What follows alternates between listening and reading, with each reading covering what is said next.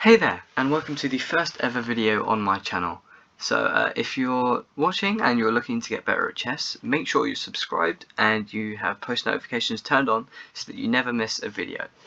So to start off the new channel, I've decided to begin a series called the How to Checkmate series, where I'll be going through all the pieces and I'll be showing you and teaching you the methods of how to checkmate with them. So to start off, I've decided to use the 2 rooks. So let's just get straight into it. So let's try to break it down into something more logical firstly. So how do we know the rooks move? Well, we know that they move in straight lines. They control the ranks and they control the files. Well, how do we think that we can either control ranks or files so that we can also control the squares around the king? Because what we want to do is we want to slowly push the king back. We're going to limit more and more of his squares until eventually he's on the edge of the board and we'll be checking him, as well as covering the squares around him. It seems complicated now, but you know, it'll all become clearer soon. So a good first move here would be to try and control the squares around the king. So we can see that the king controls all these squares. So what do you think would be a good move to sort of break down this sort of square he's got around him? Well, if we move our rook here, can you see that we are now controlling this file? The king can not move to any of these squares now because our rook is controlling them. Now, if your opponent knows what they're doing and they know how to make this difficult for you, they know that if they go back, that they're actually going to give their king less room to move around, because we're just going to do the same thing again, where we're going to move our rook up and control the rank that this king has given up by going back. So if your opponent knows what they're doing, they're going to move to the side because they're going to try and make this very difficult for you. So what we want to do is we want to try and control another rank. So we move this rook up, we check the king, and can you see that now we're controlling even more of the squares around the king. It can't move along anymore, and nor can it move down, because remember, our rook is still here controlling this rank. So now the king is actually forced to move up.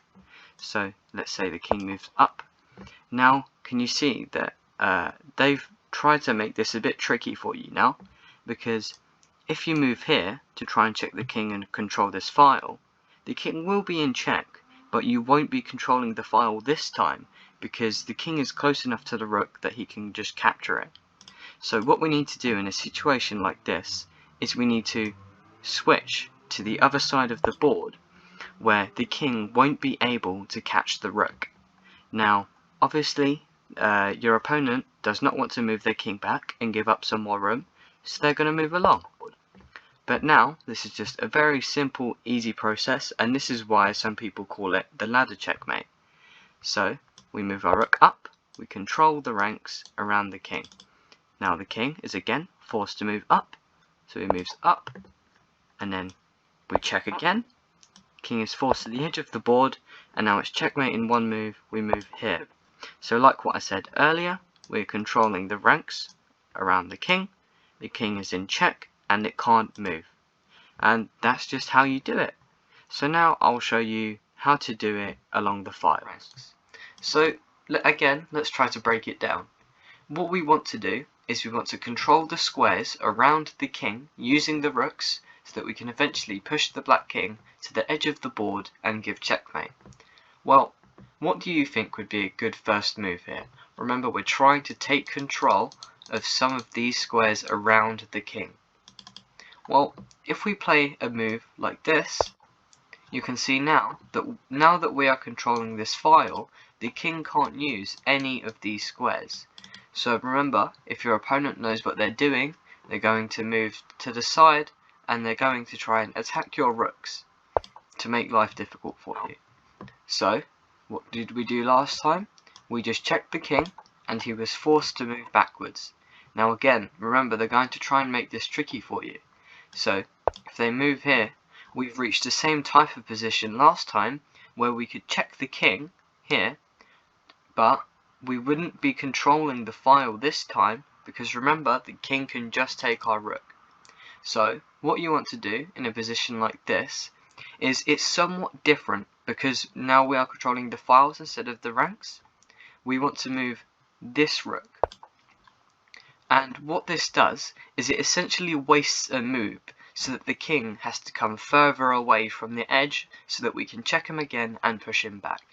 So you can see the king can't come here, nor can it come here.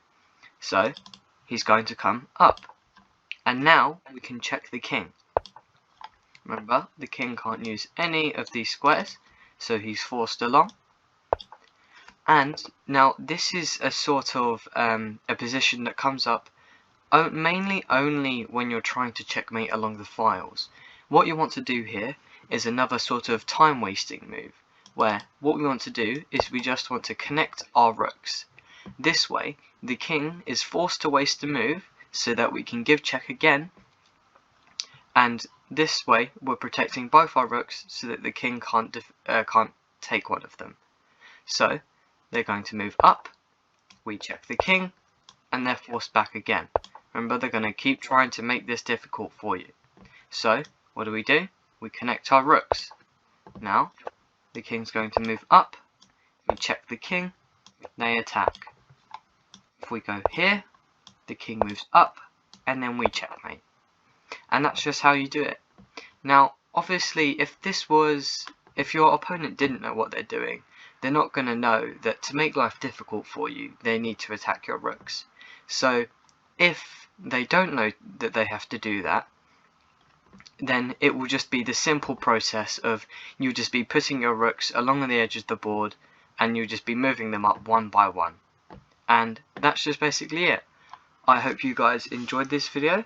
If you liked it, please subscribe and make sure you have post notifications turned on so that you don't miss a video, because like I said, I will be posting lots more videos in the future. So I hope you all have a great day and goodbye.